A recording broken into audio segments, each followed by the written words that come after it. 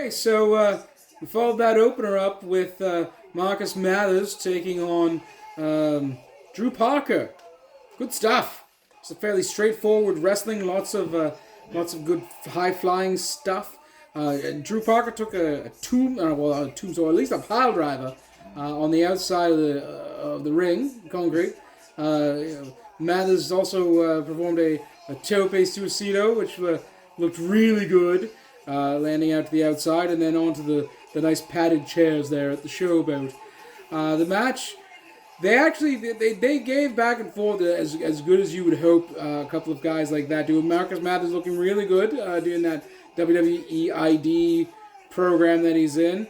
But ultimately, Drew Parker was the victor. Although the match kind of it ended quickly, and I haven't noticed that Drew was talking, whispering something to the ref, so I don't know if something went afoul. I noticed it almost looked like he had a bit of blood in on the way out. So I mean, it is a possible sign of concussion, I believe. Or, like as Coogan mentioned, possibly a ruptured eardrum. Either way would certainly make someone want to be like, okay, that's it, we got to cut this short. But the match was fun. It was a good follow-up from what the opener was. It's what you want. Right. It's not. I'm not saying it's going to bring everyone down, but it definitely calms the crowd down a little bit. I was going to call it a palate cleanser, but I don't want to insult. No, it's not a palate, but you know that there's a couple of death matches on this card this evening. There's a death match scramble. There's a death match tag team. There's another that's like it's just a straight up death match.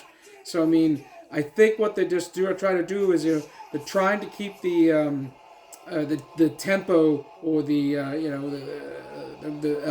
of the evening going in the right.